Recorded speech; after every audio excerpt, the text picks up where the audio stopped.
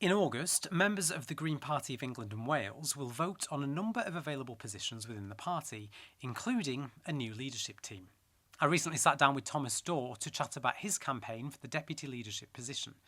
This is what he had to say. Tell us a little bit about yourself. So put politics to one side, just about you as a human being. What do you like to do? Yeah, I mean, I've lived down in the southwest, mainly Western-super-Mare area, the entirety of my life, almost now. I went to school. I did A levels. I got pretty sick during COVID and failed my A levels as a result. So I'm kind of like lacking that bit of education. But I think that's something I think a lot of people faced. And yeah, and now I just kind of Mhm. be a counsellor, more or less a full-time job, and I've just brought a shop here in Weston to sell vinyls and records. So I'm just Oh, brilliant. getting on with trying to be young, entrepreneurial kind of life. But yeah, dealing with the battles of not really having the best education. So yeah, it's a interesting one. No, that's really interesting. Just for people watching, by the way, if you can hear the seagulls in the background, we take full responsibility for this. As always, we've had some of our usual turn left technical difficulties. So Thomas, bless him, is all the way outside now to try and get a signal and be able to join us via a phone. So please forgive him for that. That's on us, that one. So yeah, 21 years of age. Is that right? Yes, yeah. Yeah. When you were elected, you were the youngest councillor for the Green Party that was elected. And if you win, if you were elected as deputy leader, you will be the youngest deputy leader of any political party in the UK, knocking Amelia Womack, former deputy leader of the Green Party, off that title spot. Now, Amelia was 29 when she got that ticket, so that's quite some big shoes to fill at that age. Yeah, I think it's exciting. I think it kind of shows this progression and where politics is going, and that we're looking at people at 16 now getting votes as well. I think that's being talked about by the Labour Party. So I think it's nicely following this progression of younger people being more involved. Mhm. But yeah, like I said, councillor, I was the youngest councillor in the party until I think till the last election, last lot of locals, where they got a 18-year-old in London for the Greens. But yeah, I've been quite fun. I am a member of the Green Party, but I've not yet decided who I'll be voting for in the deputy leadership race. So tell me, why should I vote for you? Well, I mean, series of things, and I'm sure we'll get into more of the details once I ask question and get to answering the questions. Mhm. I've been in the party as a councillor for about 2 years now. I'm from the southwest. I've watched Carla go from that position of becoming the leader to becoming an MP and becoming now probably one of the most prominent Green members in the country. And I think I got very excited by watching that progression and kind of went, I would like to follow something similar. Yeah. Um, and also that kind of the voice that she gave people, just everyone from across the country, um, just within the party, but also on a world stage, was really exciting and something that I think I would like to offer for younger people. If you are elected, obviously the way that it works in the Green Party, because we've got the co-leadership model as well. So one of two things will happen: Zach Polanski will become leader, and we'll have two deputies, or Ellie and Adrian will become co-leaders, and we'll have one deputy.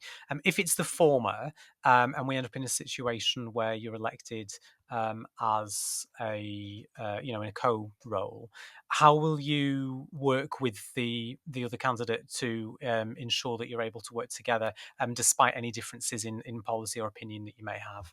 Yeah, I mean, so I've had I'm sure all of the other candidates have had a look at the other candidates, and we've kind of had that assessment ourselves. Um, I'm very happy to work with all of the candidates that are up at the moment. I know because of the way the system works, because I identify as male, it would have to be someone that identified as non-male. So Mhm. it narrows it down a little bit. But yeah, out of the candidates, I don't think I disagree with anything majority of them say. They're all quite wonderful people. But if I did happen to disagree, then I think it allows for a broader viewpoint within that leadership team as well. So it does. Mhm. I think it's a bit of a win-win either way. But yeah, I've spent the last 2 years now on a coalition here at North Somerset with all political parties. I've got quite a bit of experience of working with people that I don't necessarily get on with. So Yeah, and I suppose you're more likely to agree on more things with a co-Green deputy than Yeah, you are, say, with the Conservatives or other councillors that you might be having to deal with on a daily basis in your current role. Obviously, you've mentioned there about your current position. What impact do you think that will have on your ability to carry out the role, if any? Do you think that I suppose, are you prepared to be able to do both roles, to be deputy leader and to continue your role as a councillor as well? yeah. I mean, I think if anything, it allows me to add to both roles. I think they work very well together.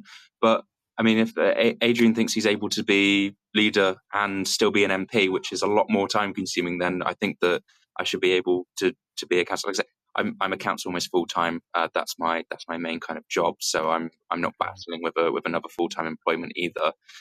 But yeah, like they work so hand in hand, and it allows me to stay focused on green politics and um, you know the the stage that being a deputy leader would also allow me to have to better the interests of the people I represent as well. mm. They both work very well together. What have you achieved so far as a councillor? What are some of your sort of success stories that you've got in your local area?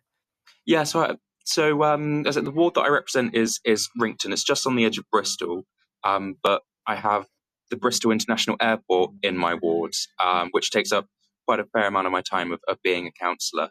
So I Hmm. think that I've managed to kind of create most of its more cultural shifts within the council and how we deal with the climate emergency and big polluters like airports.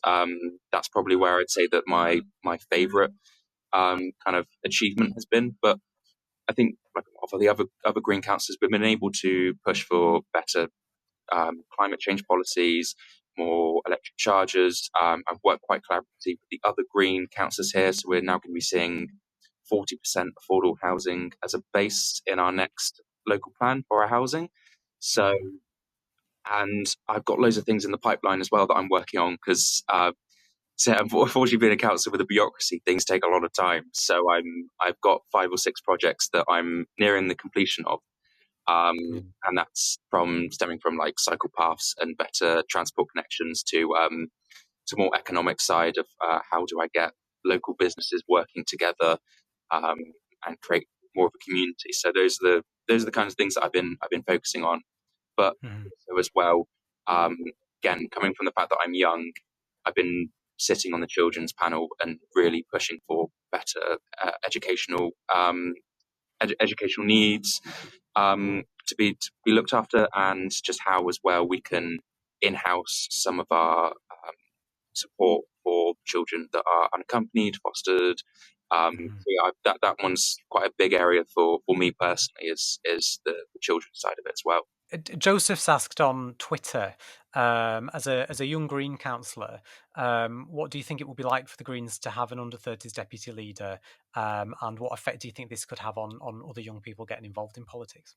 Yeah, I mean, I think as a young person who has always kind of been interested in politics, I've always noticed how just lacking there is of people my age kind of representing.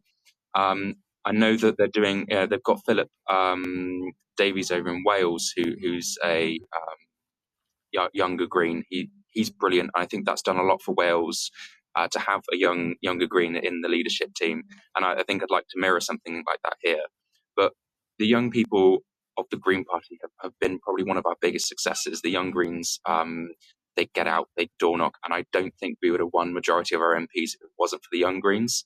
So I would like Mhm. to build on that. I'd like to try and motivate it more, and I'd like to recognise that actually they're they're one of our biggest assets is young people. Um, and one of our biggest core voter bases is 18 to 30-year-olds. So Yeah. I think it's right that we have someone to represent those who are voting for us. We'll come on to reform in some more detail in a moment, but there's been a lot of talk around the age of some of the reform councillors, and I noticed that you took to Twitter only, I think it was only in the last day or so, to say that you think it's unfair to attack the councillors on the basis of their age, Yeah, and you argued that they should be attacked on policy instead. yeah. Um, many that are, I mean, the famous example is the 18-year-old that's now essentially in charge of a council after the leader of the council stood down.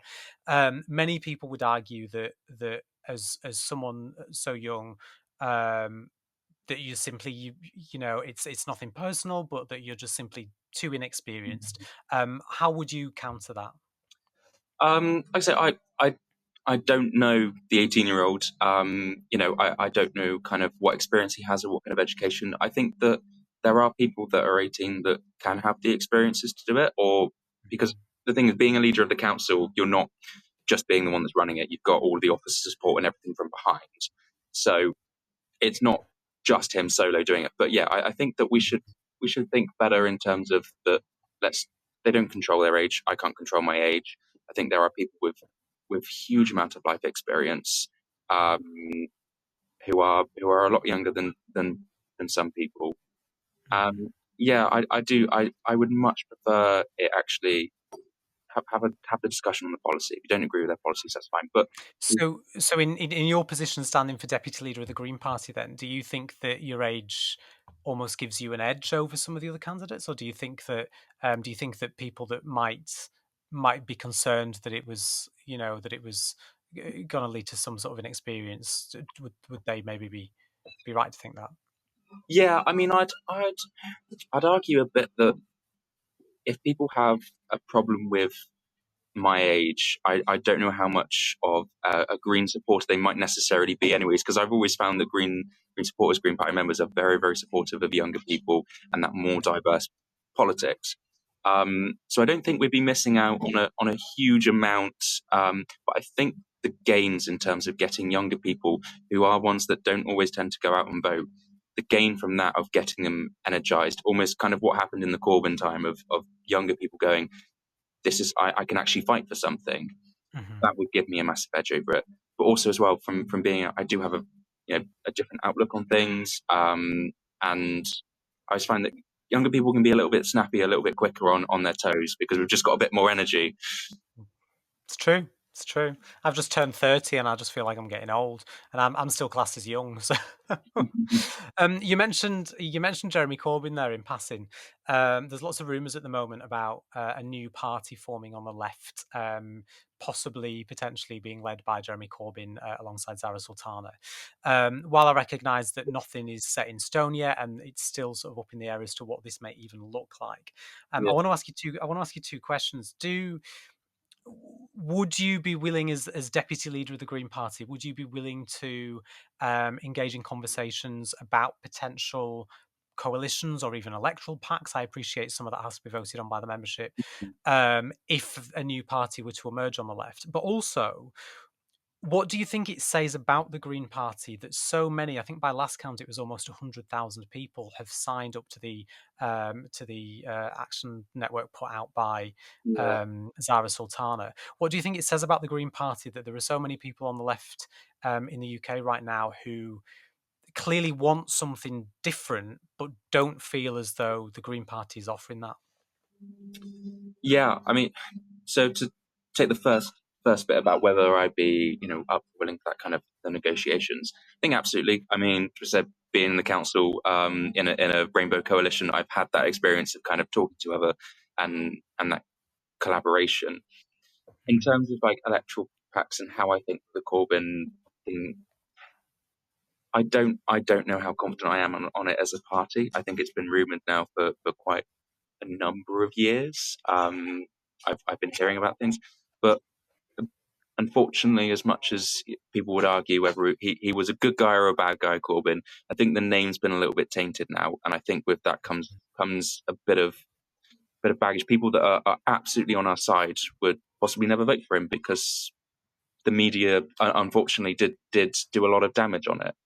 Mhm. Um, I think that Zara and yeah, Zara absolutely should have joined the party, but I think that for my outlook, if I was in Zara's position, I think I would have made the same decision of her because as the party, we aren't necessarily as inspiring as we should be. But if you were elected as deputy leader and say Zara Sultana came to you and said, "Look, we want to have a conversation about electoral packs, or we want to have a conversation about how we could maybe even work together towards the Yeah. same goal," is that something you completely rule out, or would you be open to have those conversations and work something out?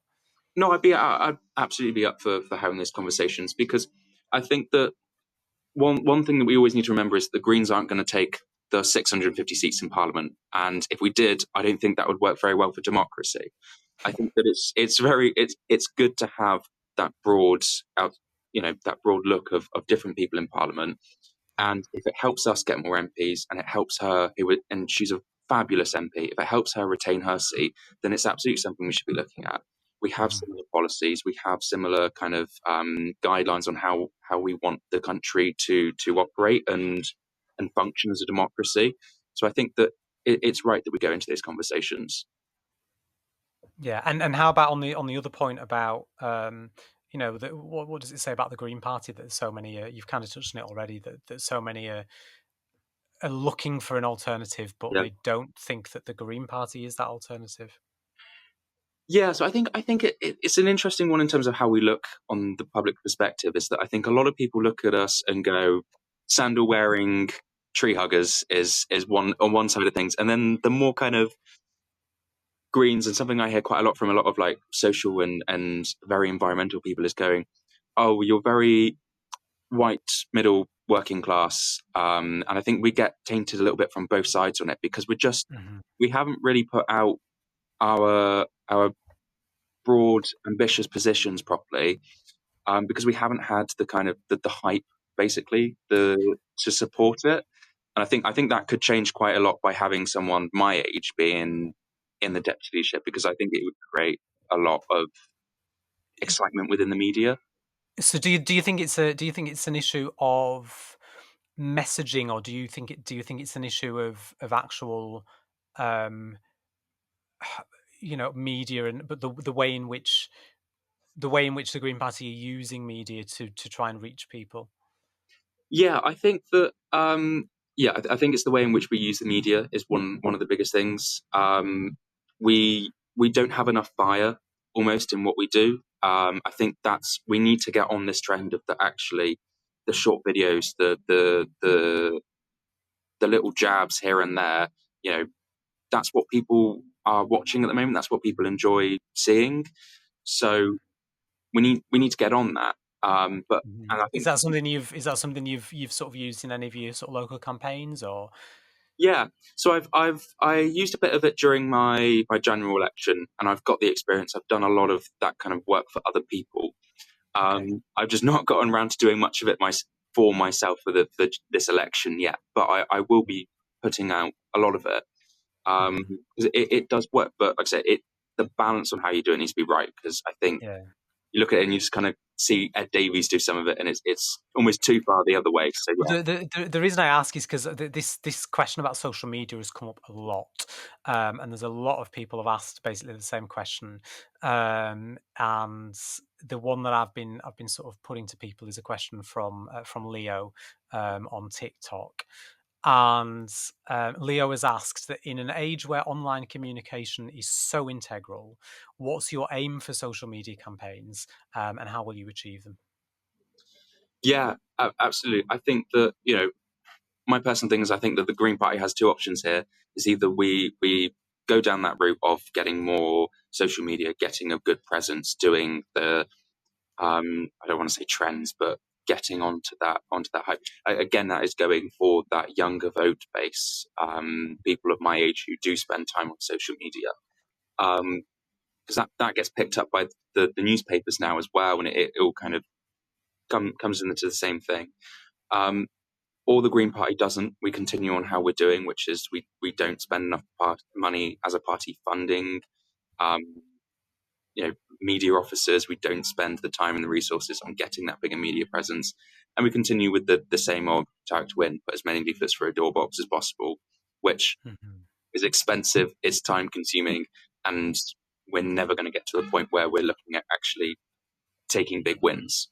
Do you think, speaking of target to win, do you think we need to? move away from that, or do you think we need to find a way to use it alongside a different form of campaigning? So I target to win is every time I think that I get asked a question around target to win, people always go that it's a binary. It's either here or it's not. And I always see it as it's a building block. It's a Mhm. step in the progression to where you get to. Target to win works very very well for getting one to your first couple of councillors, your second and your third year. But when you get to a point in where you're 25%, or like at the moment we're on 4 MPs, we're starting to hit about that 12% in the polls.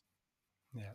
It needs to be adapted and changed. So we're still doing Mhm. this target to win focusing resources because we don't have loads of them. But Yeah. how do we focus those resources on getting more of a wider spread, more seats, more results from that? So yeah, I think target to win in principle works and we need to keep it.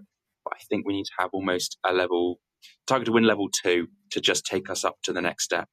And then I'm sure we'll be having the same conversation in a couple of years, or a couple of election cycles on target to win 3 and how do we.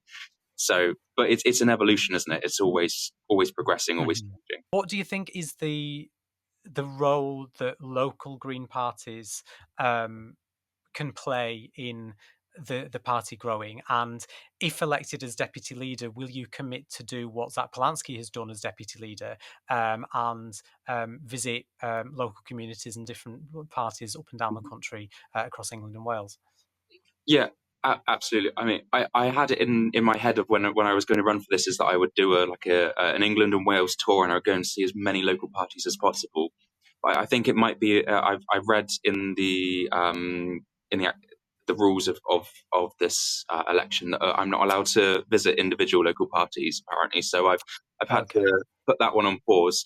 I'm going to go back over it again later when I've got some more time, just to double check it. But yeah, from my understanding of what I've been told is that I can't do it. Otherwise, Mhm. I would be out there now. But if I'm with you, but Mm, if elected, is that something that yeah, once you're in the position, you'd definitely be yeah, interested in yeah, doing?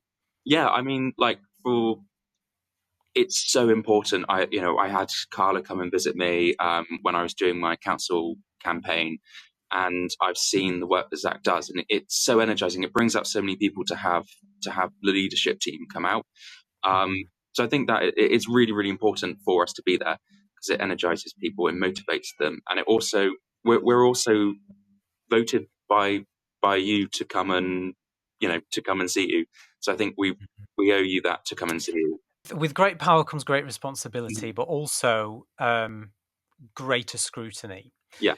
So if you do find yourself winning the election, whether you're as a co-deputy leader or there on your own, Mhm. the media scrutiny around you will go crazy, compared probably, I would imagine, to what you're used to at a local level as a councillor.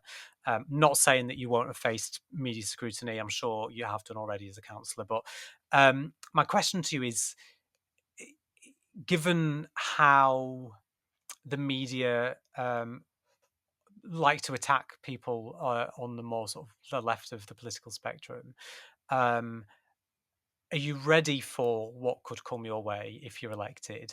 And how would you handle it? Yeah, I mean, I think one of the good things about being young is that I've got a pretty clean slate. There's nothing in my past that they can quite drag up. So I'm quite happy with that. But my biggest kind of point of my experience is that I've spent the last 2 years sitting at the airport on scrutiny panels and listening to people that big CEOs paid millions of pounds a year try and basically deter me from doing what I'm doing, you know, shouting me down, all of this. I would people like Nigel Farage basically pay millions of pounds, deny climate change. I'm wrong, they're right. I've had that experience and I've done quite well on it, and I'm still holding my ground. Mhm. I'm young, I've got the energy, and I'm okay with taking a few personal hits. There's a bigger picture about it. It's getting the party's message across, and how do I win the people that are watching it? Mhm. Okay. So in terms of the scrutiny, then it's sort of water off a duck's back. Yeah, bring it on is my kind of thing. It's absolutely right that I'm scrutinised for being someone that is helping direct a political party. Mhm. Because I always see it online as people complain, going, "Why isn't Nigel Farage being held to scrutiny for this?" So I would argue Mhm. that it's And absolutely right. would you be willing to make those media appearances as well, whether it's Question Time, but Politics Live, or the similar shows on the other channels, where I know it's very rare that the Greens even get invited on those shows, but would you be happy to make the case as deputy leader to say, well, actually, give me the platform? Yeah, yeah, I absolutely want it. It's like I said, it gives me a point to kind of reach so many people, so many younger people that haven't quite found their party yet, and I think that is so Mhm. crucial for the leadership team to be able to do. Like I said, I don't tend to, when I do speeches in council and stuff, I don't tend to I prepare with notes, but I don't tend to write them out all in full. I'm very kind of quick on my toes. A few bits of ums and ahs here, but I do try quite hard to just think of it on the cuff and get things out at the point. Because I think that gives it a bit more kind of life to it, and it's what I would like someone in charge of my country to be like. Is because otherwise it gets Mhm. roboty, doesn't it? Yeah, no, you're so right. Back in April, current co-leader Adrian Ramsey, who obviously is standing for re-election this time with Ellie Chowns in the upcoming elections against Zach, he took to Twitter to say that, like the BNP and UKIP, Reform UK will disappear once voters realise what they really stand for. Do you agree with him?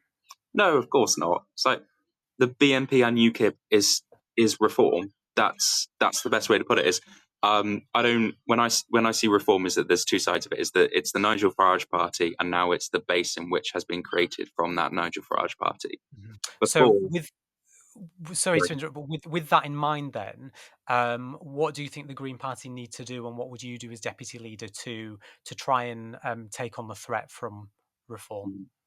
they they need to play the game. They need to get involved with it. They need to have the discussions. They need to take the fight to them. We can't sit about and go, they're going to disappear in 5 years. That's fine. Well, in 5 years, they might not. And if they don't, well, then they might be running the country. And that is a very scary thought to a lot of people. So I think Mhm, by actually putting that point across and saying it, how, worst case scenario, it's a really good way. And I think we need to use their tactics on energizing people that I think Reform do quite well by getting people that haven't voted before out and now voting because they feel like they've got something to vote for. yeah. We need to be doing the exact same, but on the left. With younger people, with people that do care about the climate, but maybe they don't believe in politics. Mhm. That's what we need to be doing. Brilliant. I've got a question from Autistic Amber on TikTok. Um, that's Amber's TikTok name, by the way. Um, Amber says, I voted Labour at the last election because they promised real change, Mhm. but Starmer has backtracked on nearly everything. Why should I trust the Green Party to be any different? It's a difficult one, isn't it? Because normally people like to go, well, look at the history of what we've got, and I think that I think the Greens have always stayed true to what we've believed so far, and we've stuck it out. I think that our councillors, one of my main things I tend to really enjoy as a statistic for the Greens is that Greens have the highest retention rates of councillors and seats. Once we get Mhm, a Green elected, majority of the time, I think it's like 96% of the time, we keep that seat or we keep that councillor if they're rerunning. So I think that kind yeah. of says something about us as a party and us as people. But what's the alternative? We've either got the Lib Dems that crashed in 2010 after going to coalition, did nothing of what they promised. The Conservatives that lied for us for 15 years, Labour that have backtracked and probably done so much damage, who are Mhm. leaving the door open to reform, who are well, they're reform. They're saying anything that they will to get elected. Okay, but does that, just to push back a little bit though, is that not what you're doing in your answer by saying, essentially, well, look at the track record of the other parties. We're different. We've got councillors that are elected. I mean, Reform at this stage could argue the same thing. I appreciate their councillors have only been elected for, a few months. But what is it that you think, apart from the obvious policy issues, in terms of fighting for this vote from disillusioned voters and people Mhm. that are unhappy with the status quo. How do you think? What do you think the Greens offer that's different? Because I've met people on the doorstep who have been unsure as to whether to vote Reform or vote Green. Yeah, yeah, Um, so you know, if we want to say you can trust us, but Reform are also saying, well, you can trust us, and Labour are saying that even though they've proved that we can't. What can we do to make us stand out from those other parties and actually prove that people can put their trust in the party? mm. Yeah. The answer that I want to go for is that, look at how the party works as itself. One member, one vote, and I want to look, also talk about how the way we're funded and the way that we're built, um, and where our support comes from. But the issue is, I think that a lot of voters don't really care about that. They look at it, and Mhm. that's very deep, detailed politics. And I think that's where the Green Party trips up quite a lot. Is that we go into really deep details and we go into a lot of this. And I think we need to come back to being that actually the majority of people that are in our party that are in the leadership team are councillors. They're Yeah. they're pretty normal people. They're working class people, or they're people from impoverished backgrounds. They represent you more than I think that a lot of these other political establishments and parties represent you. But Mhm. they just don't know it because we're not on enough media. We're not got enough coverage. It goes So I back think to that, messaging yeah, and yeah. yeah, and I think that's our issues. That are, like, I think I've done it exactly here. Is that by going, either you give an answer that is too political and people just kind of go, "Oh, it's a politician's answer. They're lying to me," or you go Mhm. too detailed on the other side and go, "Well, we're funded by such and such, and they're funded by this big oil company." People don't necessarily Yeah. care about that. It's difficult, but I think the beauty of this interview obviously is that the target audience of people watching this Mm, are people that are going to consider voting for you, yeah, and I think it's important that members know sort of where you sort of stand on this because actually, um, if you believe that it's an issue of the way that people within the party would sort of answer the question, then you might be in a position to sort of discuss with the people and work out what it is that we need to do instead. I want to just move on just for time. Just a couple more questions from people online. Mole on Twitter has asked, "What are your thoughts on the state of trans rights in the UK, and how would you work to improve the UK for trans people?" yeah. It's kind of astonishing that we seem to have gone back quite a few years on the debate. We got to a point where I think that as a country we were getting to be a little bit more progressive, or there was seeming like we were getting there, and we seem to have gone back. The issue with trans rights is an issue with a lot of it's the same kind of issue with a lot of other areas, in that there is a real issue. The problem in this case is the safety of women and young people, Mhm. and girls. There is a real problem, but rather than resolving the problem, they scapegoat it. When I say they, I mean the political class, people I work with as well. They scapegoat it by going, "This is the issue Yeah. because it's a cheaper, quicker alternative, and it will have you then angry about this thing that is not an issue, and we don't have to worry about it." I think that's what's happened here with the trans rights. I think that Mhm. we have. I think this entirely down to our media, that we've been able to create this cycle of events, in that we have unregulated press almost, and we have people that are pretty offensive, um, just allowed to to speak their mind with being unchallenged. But yeah, trans people are now probably in the most dangerous position that they've ever been in, Mhm. and it really upsets me because it won't stop at trans people. It will continue like it always does. It will then be the next group and the group after, until it spirals down and we end up in a situation Mhm. that it's. I know it sounds far fetched, but it could be getting on to the point where Germany was in the late 1930s. it does I mean, happen. we're seeing echoes of that Yeah. already in the United States right now. So yeah. No, thank you for that answer. I'm just moving on for time. Ben Stevenson on Twitter has asked, how are you going to reach beyond the traditional Green Party membership, particularly to the 7 million trade unionists who ought to be natural allies of the Greens? Yeah, again, I think this comes down to the messaging and us being more ambitious. But also with that ambitious, the energy that comes with it. We had some great policies that came out during the last manifesto, but we just didn't project them well enough, and we didn't have that kind of backing of it. Um, Now is the perfect time to be talking to these people, to be getting them on side, because they are losing faith in other parties, in Labour Mhm. mainly, because they're not delivering for them. So we have to come to the table, we have to talk to them about why it is that we're able to deliver them. And but not only that, we've also got to stay true to that. And if I was looking at the party as a trade unionist, I'd be a little bit concerned in terms of in some of the messaging that we have and how consistent we are with some stuff. Um, Can you so give an example of that? I'd probably say the Adrian Ramsey situation with him going on Radio 4 didn't really stick along with the Green Party lines, and I think for a leader, for someone that's in our leadership team Mhm. to not really stick to our conference So values. So how would you sort of navigate that then? Because there's a very real possibility that you could be deputy leader to Adrian and Ellie's leadership. So Yeah. if you find yourself in a position where you're working as a deputy alongside Adrian Ramsey, Mhm. if something like that were to happen again, how are you going to navigate that? Well, I think that then becomes extremely crucial for someone, like myself, to then be a deputy, someone that is going to work really, really hard and represent the rest of the party if this does happen. Mhm. Um, I think that it's a difficult one, isn't it? Because you kind of you want to work with them, but also if they don't represent,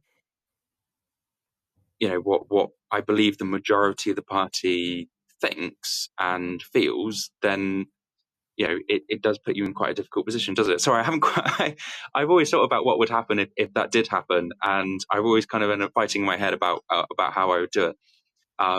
Whether I It is would, a difficult one, and I asked it mm, deliberately, partly because you brought it up, but, yeah, realistically, that, that could happen, so, mhm, I think it's important that, that all candidates, um, are willing to sort of at least have an idea of how they might yeah, handle a situation like that, regardless of, who may become the leader, because obviously there are going to be things that people don't agree on, and there are going to be things that people might do that we don't think they should. mhm. Just pushing on.